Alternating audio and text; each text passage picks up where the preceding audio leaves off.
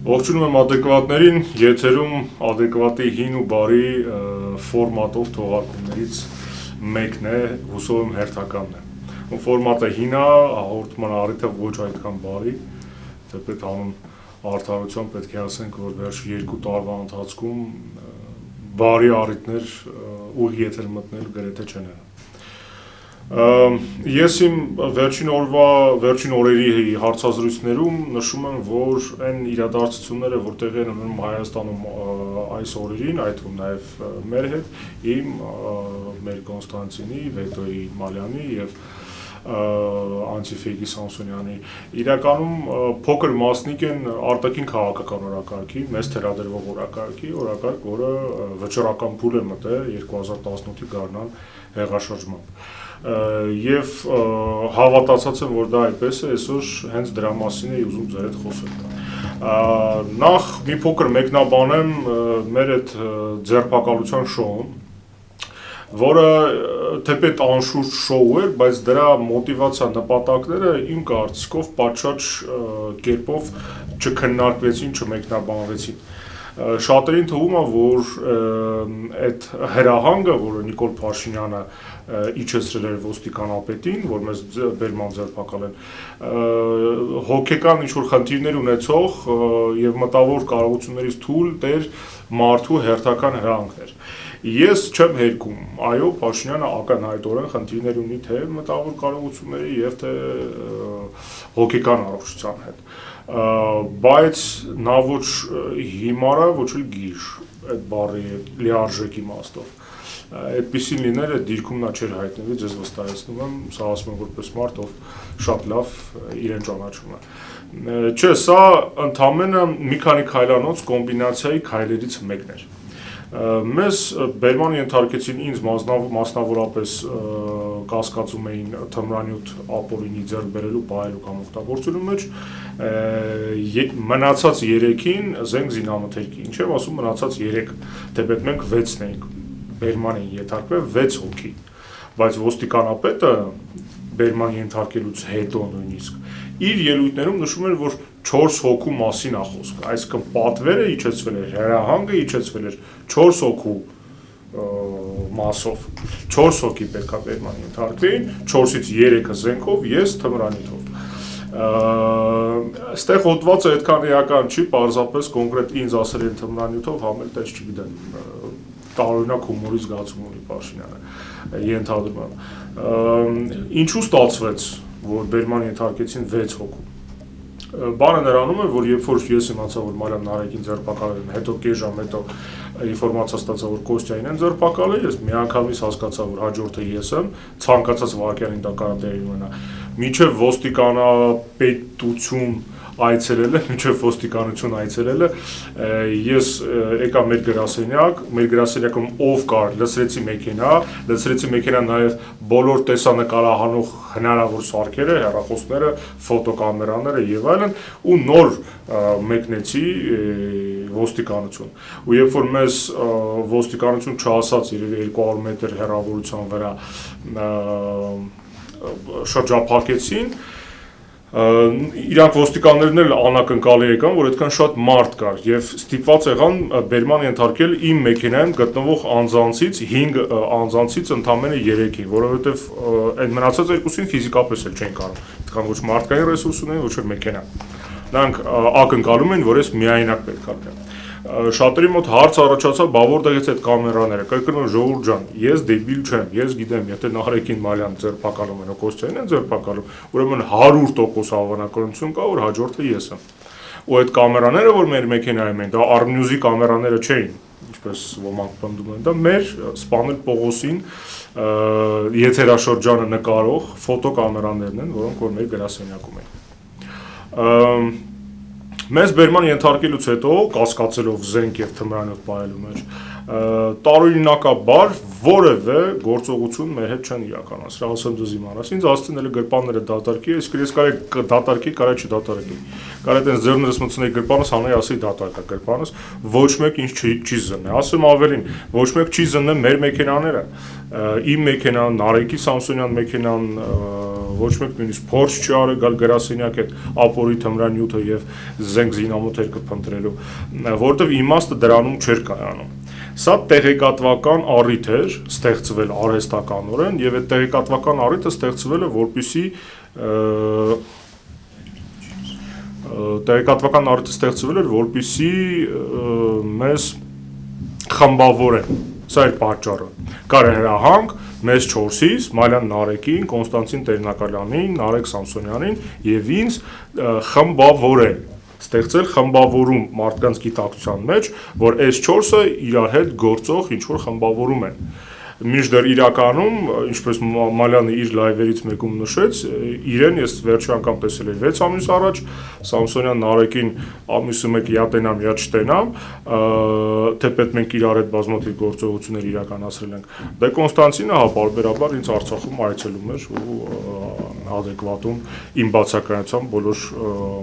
առօրեական գործերով զբաղվում է։ Նպատակը այդ խմբավորում ստեղծելու, կրկնում եմ, մի քանի քայլանոց կոմբինացիայի առաջի կամ նույնիսկ ոչ առաջի քայլն էր։ Առաջինը ենթադրում եմ Նիկոլ Փաշինյանի ձեռով գրած այդ անանուն հոդվածներն են հայկական ժամանակում եւ հիբրիդային հեղաշրջման մասին այդ տեղեկատվական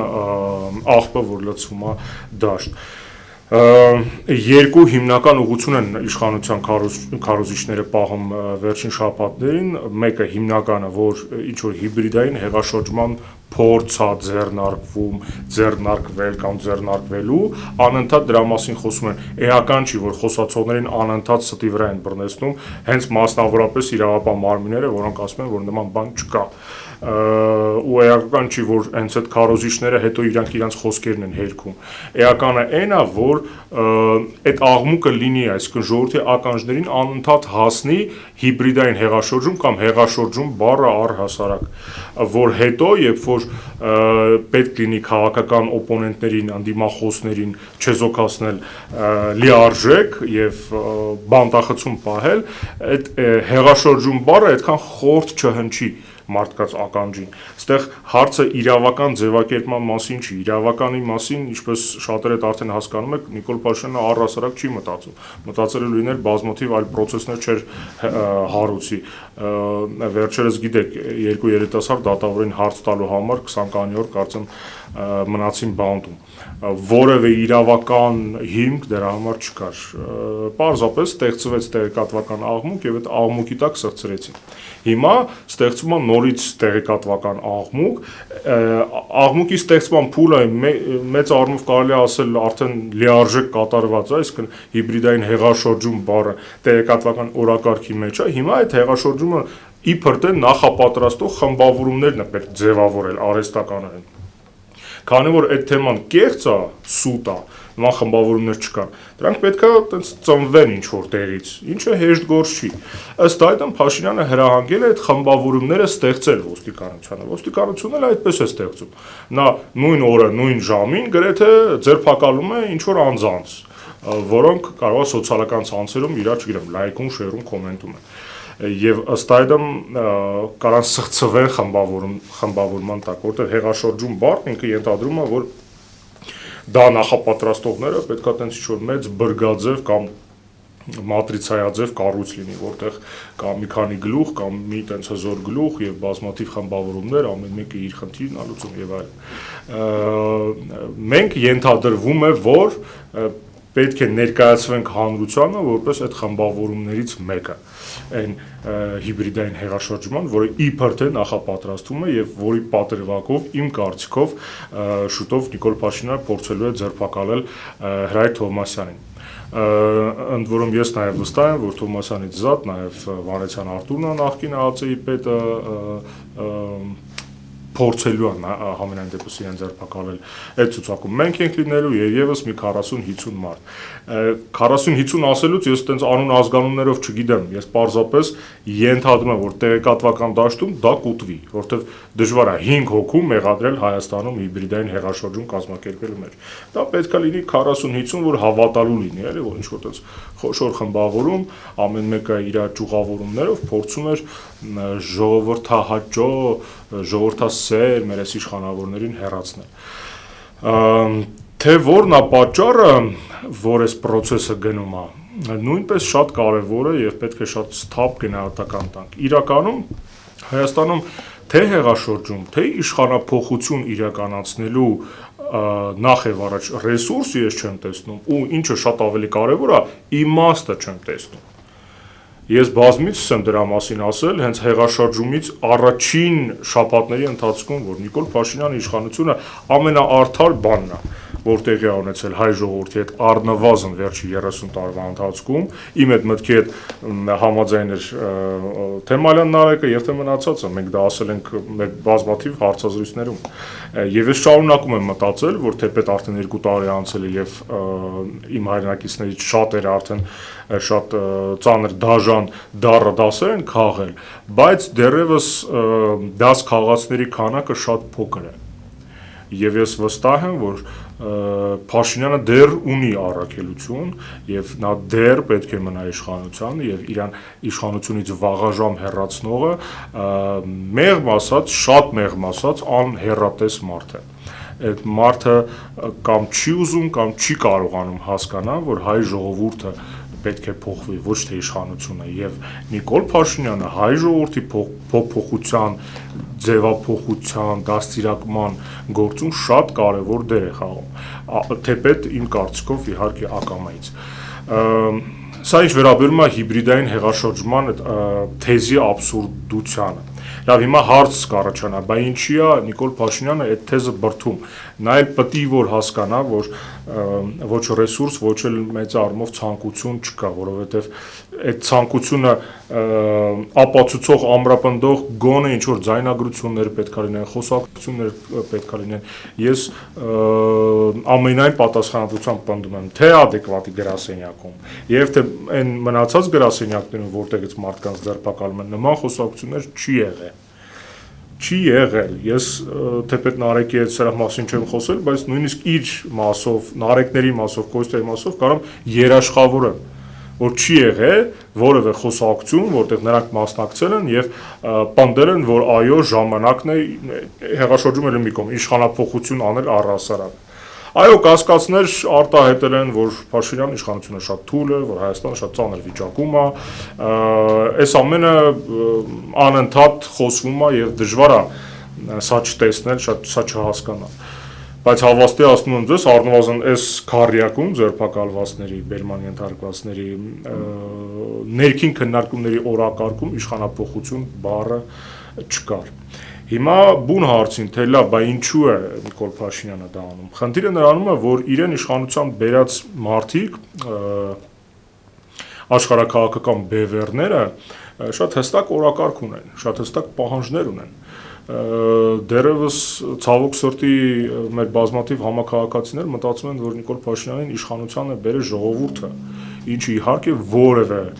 աղերս չունի իրականության հետ, օբյեկտիվ, դաժան իրականության հետ։ Թեպետ այո, բացի հեղաշրջումից տեղի են ունեցել ընտրություններ, այդ ընտրությունների լեգիտիմությունը նույնիսկ ես հարցի տակ չեմ դրել, բայց կրկնում եմ, ժողովուրդը Նիկոլ Փաշինյանի իշխանության հետ, իրան իշխանության գալու հետ աղերս չունի։ Դրանք եղել են քաղաքական տեխնոլոգիաները կիրառվել են եւ մեր ժողովուրդը արել է այն ինչ որ կաներ ցանկացած այլ ժողովուրդ նման պայմաններում։ Այդ կեղծ գաղափարը, որ ժողովուրդը երբեք չի սխալվում, անընդհատ քարոզում են հենց այն մարդիկ, ովքեր որ այդ տեխնոլոգիաները կիրառում են, որ ժողովուրդը անընդհատ սխալվի։ Սկսած Քրիստոսին խաչելուց, ժողովուրդն է, չէ՞, խաչել, նախընտրել է փրկչի խաչել, բռնարար մարդասպան Բարաբայի փոխարեն։ Վերջացրած Նայիրիտով եւ Նիկոլ Փաշինյանով ժողովուրդն է իբր թե այդ որոշումը կայացրել։ Ու չի խոսում այն մասին, որ թե Քրիստոսին խաչելուց ժողովրդի ականջին փսփսում էին տաճարական քրմերը, եւ թե Նայիրիտի եւ Նիկոլի օրոք նույն process-ները, նույն տեխնոլոգիաները կիրառվել են։ Շատ կարևոր է հասկանալ, թե ինչու են այդ տեխնոլոգիաները կիրառել, ինչով է Հայաստանը այդքան կարևոր։ Սրա մասին ես բազմաթիվ հաղորդումներ եմ պատրաստել, խոսել եմ տարբեր հարթակներում, հարցազրույցներով։ Հիմնական շարժառիթը աշխարհաքաղաքական է, հենց հիմա, հենց այս պահին աշխարհում տեղի ունենում շատ կարևոր տեկտոնիկ տեղաշարժեր, սա ոչ միայն փիլիսոփայական, քաղաքագիտական փաստարկների մակարդակով է ասվում եւ ընդունվում, այլ նաեւ զուտ մաթեմատիկորեն անգլոսաքսոն աշխարհը ունենալով ժամանակին 100 տարի առաջ համաշխարհային հնայի 70%-ը, հիմա ունի համաշխարհային հնայի մոտ 30%-ը եւ Չինաստանի նման երկրները, ոչ միայն Չինաստանը, այդ թվում նաեւ Հնդկաստանը եւ այլ երկրները շատ արագ տեմպերով հասնում են այդ տարբերությունը կրճատում են։ Սրա արդյունքում տարբեր տարածաշրջաններում աշխարհում, թե Մերձավոր Արևելքում, թե Լատինական Ամերիկայում եւ թե Կովկասում տեղաշարժեր են տեղի ունենում։ Անգլոսաքսերը փորձում են իրենց ազդեցության գոտիները պահպանել, հակառակ ճամբարներից փորձում են հնարավորինս շատ քաղել միջև սկսվի աշխարհի ձևման հաջորդ փուլը։ Վերջինը 46 թվին էր, 45 թվի ամռանը Պոցդամում։ Նոր փուլը ենթադրում կսկսի կամ այս տարի կամ անցած հաջորդ տարվա այդպես մեջտեղներում։ Այդ ընթացքում այդ բևեռները պետք է ձեռք բերեն խաղաքարտեր Հայաստանը եւ Արցախը մասնավորապես այդ խաղաքարտներից մեկն է։ Այն փաստը, որ այս ընթացքում տեղի ունեցավ Ժնևյան բանակցությունները, որտեղ մեր եւ ադրբեջանական արտգործնախարարությունները մոտ 16 ժամ աննախադեպ 16 ժամանակ բանակցություններ են ունեցել, սրա եւս մեկ հերթական ապացույց է։ Ու շատ կարևոր է, թե ինչ է տեղի ունեցել Ժնևում։ Սա է ակունքը բոլոր այն process-ների, որոնք տեղի են ունենում Հայաստանում։ Այդ հիբրիդային հեղաշրջում, մեզ որպես խուլիգան ցույց տալ, անընդհատ խոսել ինչ-որ անհեթեթ թեմաներից, այդ ամեն ինչը շարունակություն է Ժնևյան process-ների։ Ընդ որում այդ process-ը այդ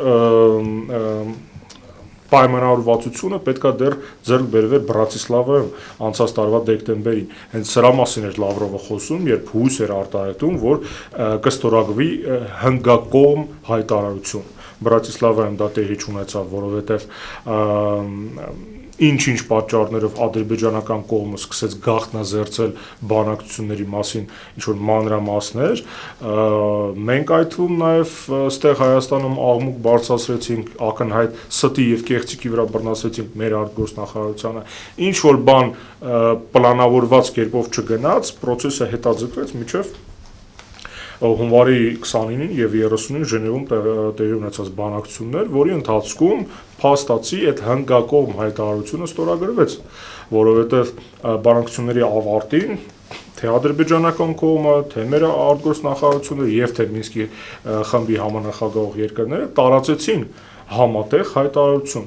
Ճիշտ է, մեր արտգործնախարարությունը իր կողմից մի նախադասություն ավելացրեց, ադրբեջանական արտգործնախարարությունը իր կողմից մի նախադասություն ավելացրեց համապատասխան հայտարարությունների մեջ, Մինսկի խումբն էլ իր կողմից ուներ մեկ նախադասություն, որը շոշափված չէր Հայաստանի եւ Ադրբեջանի արտգործնախարարության տարածած հայտարարություններում։ Եվ սա երևի ամենակարևոր մասն է այս ամենի։ Մինսկի խմբի համանախագահող երկրների կողմից տարածված հայտարարության տեքստում շատ հստակ շեշտ կար, որ պետք է պահպանվի կոնֆիդենցիալությունը բանակցությունների, այսինքն բանակցությունները պետք է ընթանան գաղտնի ռեժիմով։ Հայաստանի եւ Ադրբեջանի ժողովուրդները համապատասխանաբար չպետք է տեղյակ պահվեն բանակցությունների ընթացքի մասին։ Ընդ որում, այստեղ ես կարևոր եմ համարում նշել, որ ըստ ամենայնի այդ կոչը ոչ թե մեր հասցեին էր հնչեցվել, այլ հենց Ադրբեջանի իշխանությունների, որովհետև նախորդ Բրատիսլավյան փուլը, երբ պետք է այս հայտարարությունը տարածվեր, տապալվեց հենց որովհետև Ադրբեջանը գաղտնազերծեց բանակցությունների ընթացքի մասին որոշակի ինֆորմացիա, այսինքն Մինսկի խումբը ըստ էության պահանջ է ներկայացրել Ադրբեջանին չգաղտնազերծել բանակցությունների ընթացքը։ Հիմա ստեղ տրամաբանական հարց պետք է առաջանա, բա ո՞րն է պատճառը, որ Մինսկի խումբը հենց Ադրբեջանին է պահանջում, իսկ փաստացի դա այդպես էր։ Հենց Ադրբեջանից է պահանջել չգաղտնազերծել process-ը։ Ես ենթադրում եմ, որ այդ նշանակում է, որ գաղտնազերծման պարագայում process-ը կարա խաթարվի եւ այն կարա խաթարվի,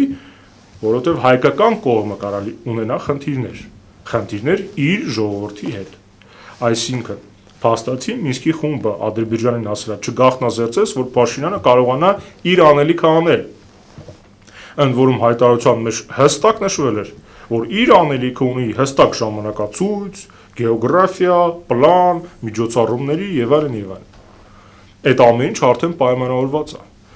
Եվ արդեն արտահոսքներ գնացին իհարկե բանակցություններից, ինչը հնարավոր չէ բացառել ոչ մեկ ոչ երկում ոչ հաստատումը, բայց ըստ ամենայնի նաև մեզ ասած հավաստի տեղեկությունների համաձայն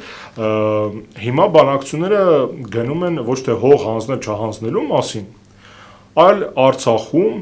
Ադրբեջանի քաղաքացիներին բնակեցնելու մասին։ Սա է պայմանավորվածությունը, որը արդեն ձեռք է բերվել եւ ապագայում քննարկվելու է դրա ժամանակացույցը, թե ոնց, որտեղ եւ երբ են գալու ադրբեջանցիները, Արցախի որ շրջան են գալու եւ որտեղ են նրանք ապրելու։ Այսինքն ըստ էության ստացվում է, որ Նիկոլ Փաշինյանը հող հանձնող չի, դա կսղծնեն որպես խաղաղասիրական նախաձեռնություն, դրա քարոզությունը հենց բուն Արցախում արդեն արվում է, Արցախում տարբեր շերտերից հասարակության երիտասարդության հետ աշխատում են, տանում են Վրաստան, բարիշացնում են Վրաստանում Ադրբեջանի երիտասարդների հետ, այդ երիտասարդները հետո գալիս են Արցախ, սկսում են Արցախում քարոզել, որ դե մենք որորվա թշնամին ենք, մենք հարևան ենք, պետք է խաղաղ իրար հետ ապրենք։ Գալիք Արցախյան ընտրությունների հիմնական պատճառը, հիմնական օրակարգային դրույթը հենց դա է լինելու, Փաշինյանը պետք է ամեն ինչ անի, որ փորձի Արցախի նախագահի պաշտոնում ընտրեցնի մի մարդուն, ով դեմ չի լինի Արցախում բնակեցնել ադրբեջանցիներին։ Սա է լինելու հիմնական օրակարգային դրույթը։ Ընդ որում եւս մի մանրուք կարող բացահայտեմ այդ հստակ ձեռք բերված պայմանավորվածությունից։ Այդ ադրբեջանցիները, որ պետք է գան Արցախում ապրեն, իրենց անվտանգության երաշխիք է տալու միջազգային հանրությունը եւ այդ անվտանգության երաշխիք է հանդիսանալու խաղաղասիրական, խաղաղապահական ուժերը, այսինքն այդ պատրվակով Արցախում նաեւ հայտնվելու են խաղաղապահներ։ Մենք մոտավոր ինֆորմացիա ունենք որ երկրի եւ ինչ ֆորմատով, բայց դեռևս դա չենք բացահայտի։ Սա բանակցությունների ընթացքը, սրա մասին է պայմանավորվել Նիկոլ Փաշինյանը, եւ երբ որ իր հավաստմամբ նա բացահայտում էր նախկին ռեժիմի ստոր նենք այդ թողնված ժառանգությունը եւ իրեն ցույց տալի որպես հող չհանձնող, նա իրականում թեման ուզում է շեղեր այլ ուղղությամբ, ուզում ասի ես հող հանձնող չեմ, բայց չի ասում, որ այդ հողը նա փաստացին մեկա տալիս ադրբեջանցին, իսկ մեկա այն ամբողջ պայքարը, որ վերջի 30 տարվա ընթացքում մղվել է, անիմաստ է դառնում։ Եվ սրա մասին ի սկզբանե էլ պարզ է, ի սկզբանե նրան իշխանության են բերել հենց դրա համար, երբ որ Աննա Հակոբյանը իշխանության գալու մի քանի ամիս անց բառացիորեն ասում էր, որ չի հասկանում, թե հանուն ինչի են մեր զինվորները զոհվում, որ հանուն ոչինչի են զոհվում, նա հենց սրա մասին էր խոսում։ Նա հող էր նախապատրաստում։ Նա ուզում էր մարդկանց վստահեցնել, համոզել, որ հանուն ոչինչի են զոհվում, թե հիմա, թե այն ժամանակ, եւ որ մենք կարանք խաղաղ ապրենք։ Այն փաստը, որ պատմությունը ցույց է տվել, որ դա հնարավոր չի, իրանց չի հետաքրքրում, ու չի էլ կարա հետաքրքրի։ Այդ մարդիկ պայմանագիր են կնքել սատանայի հետ, գալով իշխանությանը։ Նիկոլ Փաշինյանը քաղաքական դիակ է 2018 թվականի փետրվարին։ Այդ քաղաքական դիակին առաջարկություն են արել, որից նա չէր կարող հրաժարվել։ Եվ այդ պայմանագիրը խախտելու գինը իր եւ իր ընտանիքի ֆիզիկական անվտանգությունն է, նա դա շատ լավ հասկանում է։ Չկա Հայաստանում որևէ ուժ, որը կկարողանա երաշխավորել իր անվտանգությունը, նույնիսկ եթե իշխանությունը անարուն նա որևէ մեկին փոխանցի, չկա տենց ուժ։ Ես չգիտեմ ով կարա այդ երաշխիքը Նիկոլին տա, իմանալով թե Նիկոլը ինչեր ա արել այս 2 տարվա ընթացքում։ Այդ երաշխիքը Նիկոլին կարան տան միայն արտաքին ուժերը։ Այդ արտաքին ուժերն էլ անվճար դա չեն տալու։ Նրանք դա կանեն, եթե նա գործ անի։ Նրանց պետք է, որ Արցախում վերաբնակեցվեն ադրբեջանցիները։ Այսինքն այն process-ը, որը մեկնարկել էր 30 տարի առաջ, հետ ողորմի անել։ Սա է հիմնական օրակարգային դրույթը։ Հիմա այս process-ի սահուն ընթացքին կա մի քանի բարիեր, մի քանի խոչընդոտ։ Այդ խոչընդոտը մենք ենք, որոշակի մասով, շատ փոքր մասով ես մեզ չեմ գերագնահատում։ Մենք Բրատիսլավայի օրոք կարողացանք աղմուկ բարձրացնենք, ստիպեցինք, որ արգոսնախարարի խոսնակը պարզաբանումներով հանդես գա, հետո նամակ ուղարկեցինք, նրանք ասացին, որ բոլորի հետ պատրաստ են աշխատել, գնացին Սորոսենց մոտ հաշվետվություն ներկայացրեցին, բայց մեր նամակը այդպես էր անպատասխան, մեր հրավեր նամակը այդպես էր անպատասխան մնաց։ Ինչ որ բաներ կարողանում ենք անենք, բայց մենք փոքր գործ ունենք իհարկե, եւ այն փաստը, որ Ժնևում այդ 5 կողմ հայտարարությունը ստորագրվեց, դրա վառապացույց է։ Շատ ավելի լուրջ խոչընդոտ է հանդիսանում անձամբ Թովմասյան հրայրը։ Ժամանակը դա ապացուցել է, որովհետև ցանկացած խաղաղ պայմանագիր, ցանկացած միջազգային պայմանագիր, որ Հայաստանը պետք է ստորագրի, պետք է վավերականացվի Սահմանադրական դատարանի կողմից, ցանկացած։ Ոչ միայն Ստամբուլյան կոնվենցիան հանձնում Սահմանադրական դատարանով, բազմաթիվ փաստաթղթեր պետք է ՍԴ-ի դաբրոն ստանան, այդ թվում նաև հնարավոր պայմանագիրը, որը խաղաղություն կհաստատի Հայաստանի եւ Ադրբեջանի միջև։ Քաջ գիտակցելով, որ Հրայր Թովմասյանը ըստ ամենայնի դեմ է լինելու ադրբեջանցիների բնակեցմանը Արցախում, Նիկոլ Փաշինյանը բերած ուժերը իրենից պահանջում են, որ նա հեռացնի Հրայր Թովմասյանին եւ բոլոր այն ռիսկ պարունակող խմբավորումներին եւ անհատներին, որոնք կարող են խոչընդոտ հանդիսանալ այս process-ում։